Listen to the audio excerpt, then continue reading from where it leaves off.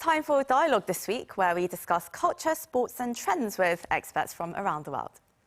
Now, what's your MBTI has become one of the most asked questions here in South Korea over the past year. Whether you're with co-workers, friends or even new acquaintances, asking their four-lettered personality type has become rather commonplace. From horoscopes to blood type, there have, of course, been many such indicators of personality. Similar personality tests have often been criticised, though, to be somewhat pseudoscientific.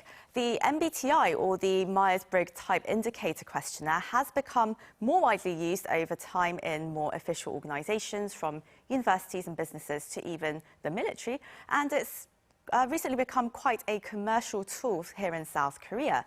The hype here in the country has arguably been unlike anywhere else in the world, with everyone from K-pop stars to politicians revealing their MBTI. Now we discuss this rather explosive phenomenon and just how much we can rely on personality tests.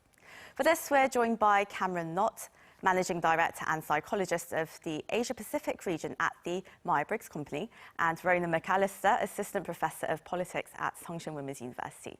Very warm welcome to you both. And, well, let's begin with you, Cameron. Now, there are many versions of the MBTI, it seems, and the original version, though, it's known to have been developed by an American researcher with the family name Briggs and her daughter. Now, that was back in 1940. So, first off, to get a little bit of background information, what was the original purpose of the test and how has it really evolved to become this MBTI test that's very widely known today? Right. Thank you for having me today. I guess just one thing to clear up is that while there are many different personality quizzes and tests that might look like the MBTI, there is only one official Myers-Briggs Type Indicator, or MBTI. And the MBTI, it's a personality assessment, as you said.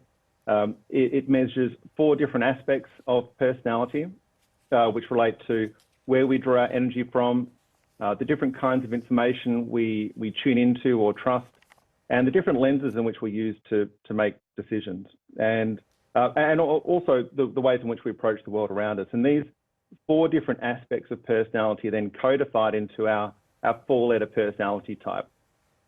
The origins of the tool go back to the 1940s and was really developed with the purpose of helping people to become more self-aware so that they could use those insights to be more effective in forming relationships with others, develop more harmonious relationships, but also to use those insights to help with or help to inform career or work-based decisions.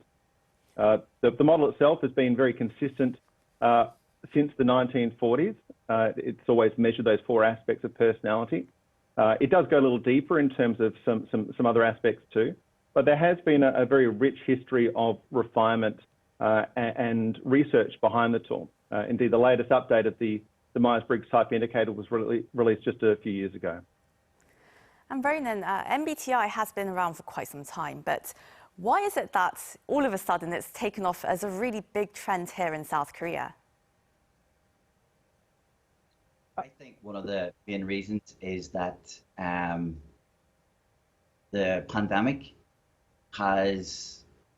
it's limited our connections with other people, and there has been the social distancing, there have been curfews on restaurants, and people haven't been able to make that connection these days. And I believe that the MBTI indicator is a great way just to, you can do a quick test and you can instantly have a bond with someone, you can instantly connect with someone, and it's very easy to do as well.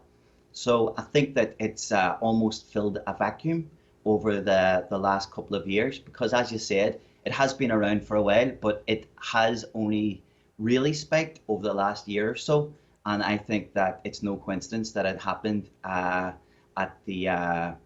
the middle of the pandemic.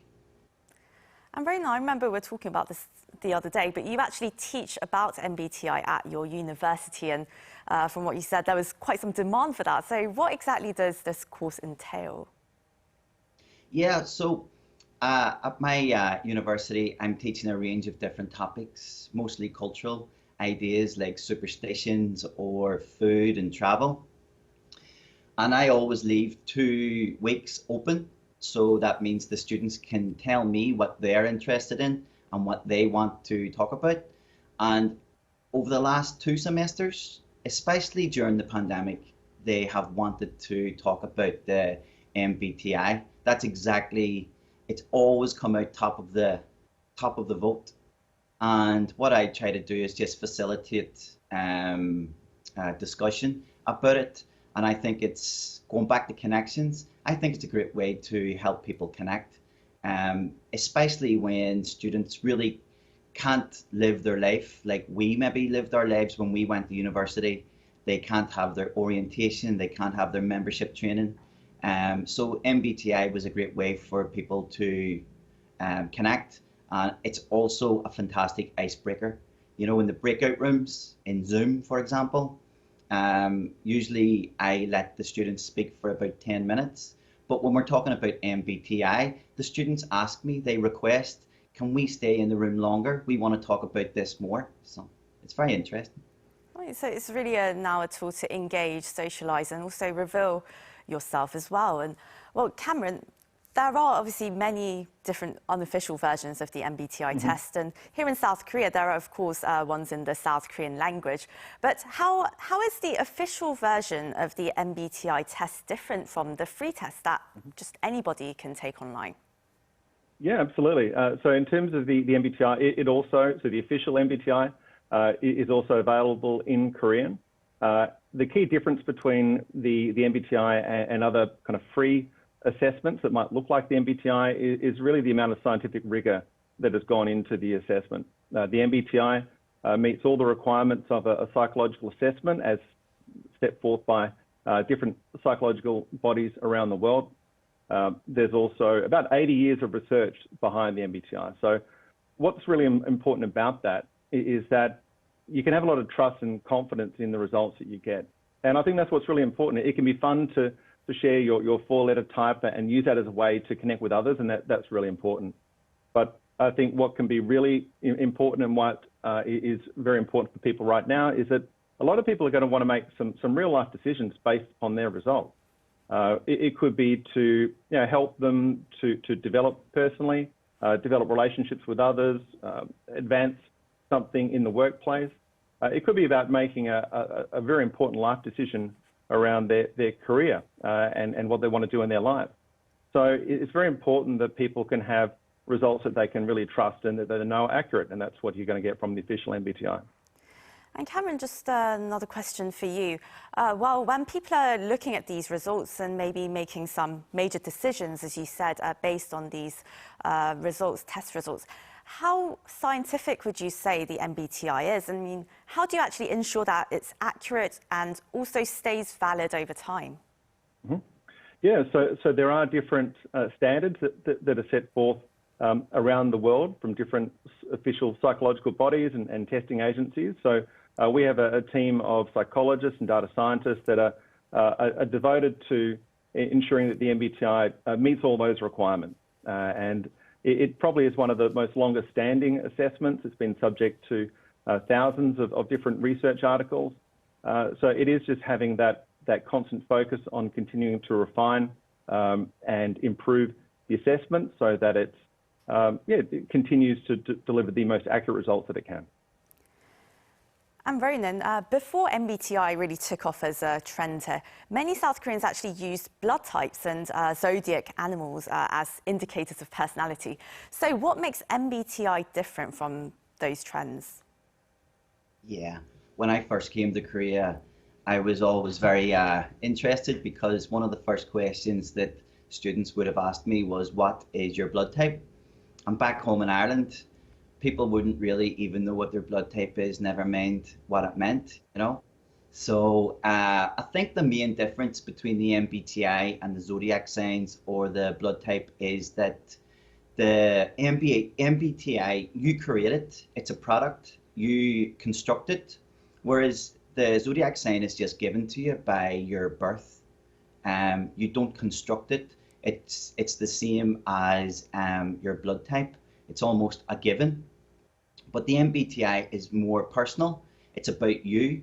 And if you've done the MBTI test, the questions are very personalized. It's about what you would do in certain situations, how you would act. So there's more ownership, there's more belonging to the MBTI. And I'll choose my words carefully here, but there's more of a scientific foundation with the MBTI than there is in the blood type or the zodiac sign, especially in terms of your personality. And Cameron, well, there's clearly a huge trend going on over here in South Korea, but what about the rest of the Asia Pacific? Is it as well known and popular in other countries in this region? Mm-hmm. Oh, absolutely. Yeah, the Myers-Briggs Type Indicator has been used across the Asia Pacific region for at least 30 years. So it has had a strong presence in the region, in Korea for that amount of time. So yes, there is a spike in popularity right now, but it is long been used. Normally, what we tend to find, at least in my experience, is that a lot of the earlier adopters in countries like Asia tend to be the multinationals, where they might be using it in the US or parts of Europe. And what they're wanting to do is provide an opportunity for their teams in Asia to also have a chance to go through the assessment. And also we find this in international schools. And then over time, it tends to be that more of the local companies and government departments that they start to be more readily able to and interested and aware of adopting psychometric assessments like the MBTI. And Ronan, we all know that South Koreans are they're hypersensitive to trends. And well, how is the MBTI trend showing up in daily life? It's everywhere. I have to say, there was an article in the paper last week I was reading that there have been cafes when they're hiring new workers, especially young students that I'm teaching at the moment.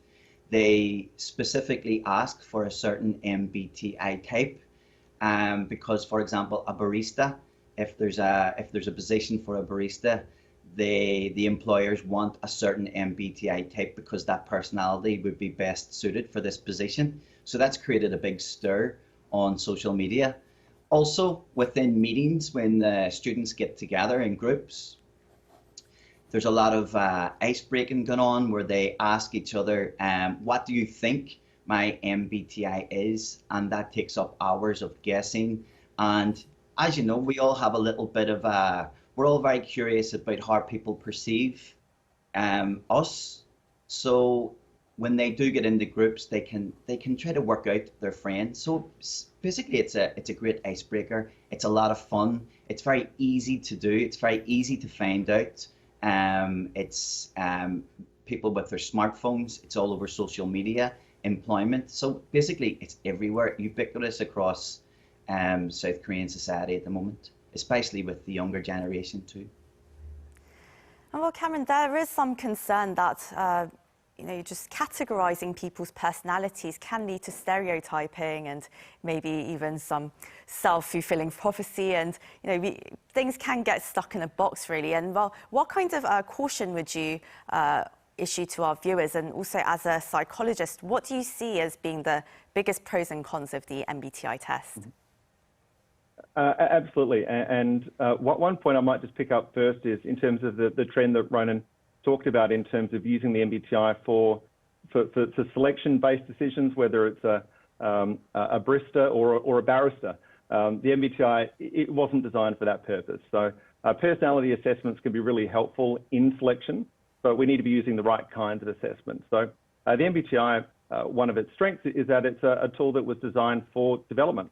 It's a great tool that can be used at the start of any developmental program as a foundation to help people to become more aware. And I think one of the strengths, one of the pros is that it can be used for such a broad range of application in terms of team building or leadership development, communication training, career exploration.